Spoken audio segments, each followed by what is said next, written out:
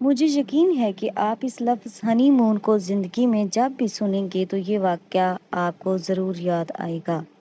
یہ سچا واقعہ مجھے سننے کو ملا تو احساس ہوا کہ زبان کا زہر خوبصورت الفاظ کو زہریلا بنا دیتا ہے۔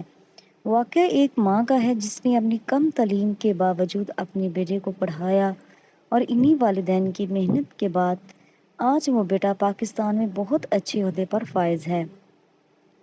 موصوف کو یونیورسٹی میں ہی ایک لڑکی اتنی پسند آئی کہ والدین کے منع کرنے کے باوجود اس نے والدین کو شادی کے لیے راضی کر ہی لیا۔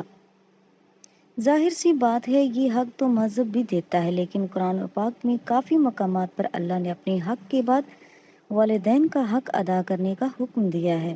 شاید یہ حکم اس کی نظروں سے اوجھل ہو گیا ہے۔ شادی کے بعد موصوف اتنے مصروف ہوئے کہ والدین سے ملنے بھی نہ آتے۔ دوسری طرف ماں کا دل تھا جس دل میں بیٹا ہی بستا تھا۔ ایک دن بیٹھے بیٹھے اچانک شوہر سے فرمائش کرنے لگی کہ بیٹے کی یاد ستا رہی ہے، اس کے پاس لاہور لے چلو۔ میاں نے عقل مندی کا مظاہرہ کیا اور بیوی کو بہت سمجھایا، مگر ماں تو ماں تھی، جیت گئی۔ ٹائم کی پرواہ کیے بغیر سرپرائز کے چکر میں وہ کوچ پکڑی جس نے صبح سویرے لاہور پہنچنا تھا۔ وہاں سے دونوں میاں بیوی نے ٹیکسی لی۔ حالانکہ اگر بیٹے کو فون کرتی تو وہ ڈرائیور بھیج ہی دیتا، مگر ماں کے آگے کسی کی نہیں چلتی، اور ٹیکسی نے کچھ ہی دیر بعد یونیورسٹی کے گیٹ پر پہنچا دیا۔ گارڈ کو اپنا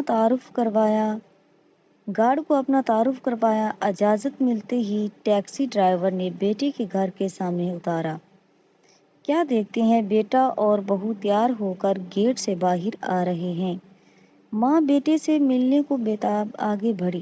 قریب آنے پر ماں کے کانوں میں بہو کی آواز آئی، اپنا ہنی مون منانے آ گئے ہیں۔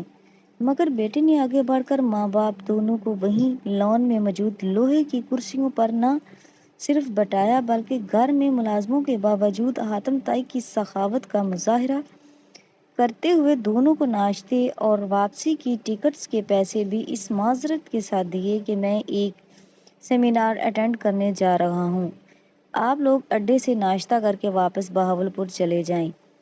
ماں باپ پیسے لینے سے معذرت کرتے ہوئے واپس آ گئے۔ اس واقعے کے کچھ عرصے بعد ہی ماں کا انتقال ہارٹ اٹیک کی وجہ سے ہو گیا۔